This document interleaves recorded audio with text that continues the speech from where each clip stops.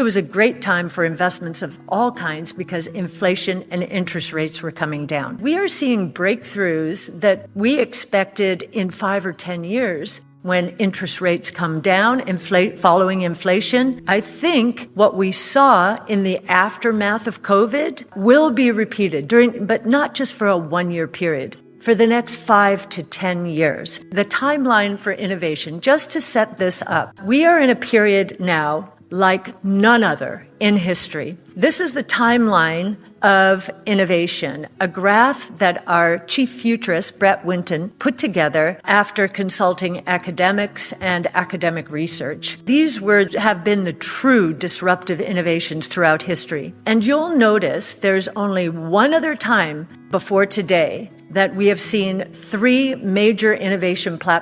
multiple innovation platforms evolve at the same time. It was the early 1900s. Telephone, electricity, and the automobile. Transformed the world. And believe it or not, we are in a period today a little bit like we were then. There was a pandemic back then. It was the Spanish flu. There was a war back then. It was World War I. Now, those problems were much worse than our problems today. But what happened? Innovation took off, and we ended up inflation peaking at 24% in June of 1920 and dropping within 1 year to minus 15% in June of 21. And having been through a very tough period, we ended up in what was called back then the Roaring '20s. It was a great time for the stock market. It was a great time for investments of all kinds because inflation and interest rates were coming down. Today, we have 5 innovation platforms evolving at the same time. Again, never happened in history. And the seeds for all of them were planted during the 20 years that ended in the tech and telecom bubble. Now, the tech and telecom bubble is the first time a lot of investors heard this concept, exponential growth, and they bought into the dream. But the problem was, back then,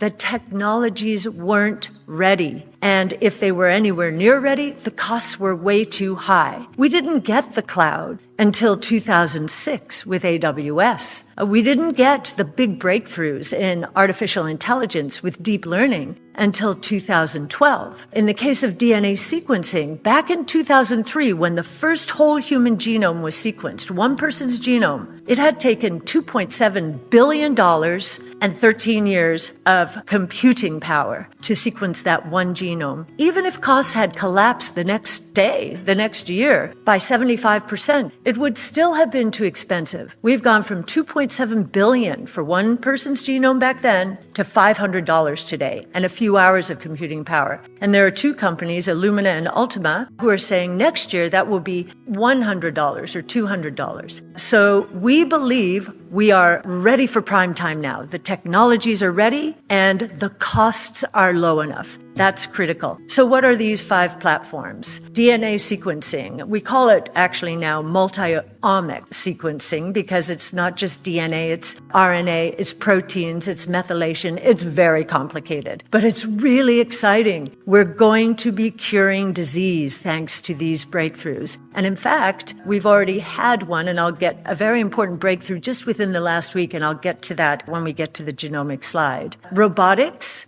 Industrial robot costs are dropping precipitously. We have a labor shortage. Innovation solves problems. Demand for robots is skyrocketing right now. Energy storage. I talked about that with the crisis in Ukraine. Consumer preference shifting to innovation in response not only to that tragedy and oil prices going up, but also because these are just better cars. They're more environmentally friendly, much more environmentally friendly. Artificial intelligence, the breakthroughs in AI today, I have to tell you, are mind-blowing even to us. Now, we are trying to look as far into the future as we can, and we are seeing breakthroughs that we expected in 5 or 10 years happening within 6 months and 1 year now. I don't know if any of you have heard about ChatGPT, which was just released. It's a flavor of GPT-3. Basically, you can say to it, prompt it and say, write me an essay on disruptive innovation as Cathie Wood would describe it. We did this exercise at a brainstorm. In less than 3 seconds, we had that. And it was pretty good because it was scraping the internet, and we have a lot. We share all of our research. So ChatGPT-3 had a lot to go on. So that AI, we think the transformation is going to be far more than even we, focused only on disruptive innovation, thought even 1 year ago. And then finally, blockchain technology. In 2020, we did a study on how productive these 5 innovation platforms were going to be. And what I can tell, and you can see the growth rates that we were coming up with. Back then, truly disruptive innovation in the public equity markets were priced at roughly $14 trillion, less than 10% of the total global public equity market. 14 trillion. In the last year, that has gone to 7 trillion. Now, what has changed on the lower end of this, 2030? Nothing. In fact, if anything, those circles are bigger today than we thought. And one of the biggest reasons is artificial intelligence. So you can see the growth rates that we expect. These are compound annual growth rates. In the middle there, they have gone up. Not the first one. That first one is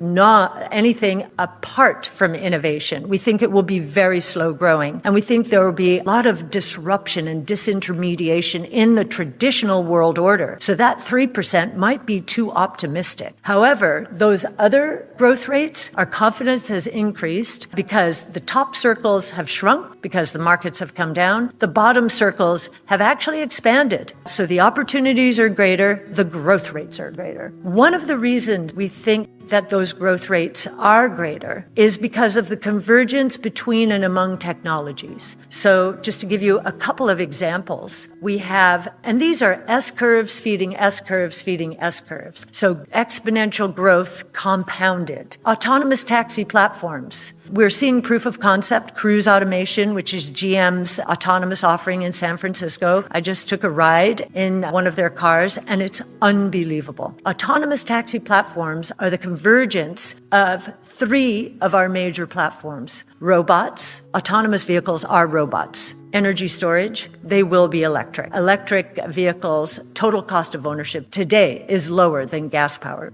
vehicles. And artificial intelligence, they're going to be powered by AI. So again, one S-curve feeding another S-curve feeding another S-curve, we think causing explosive opportunities. Another example, in the healthcare space, we have multi-omic sequencing is one of the technologies, and artificial intelligence. Those two coming together, along with a technology that was made possible by DNA sequencing, CRISPR-Cas9, or gene editing generally. Those 3 platforms not only are going to cause explosive growth opportunities, but they are going to cure disease.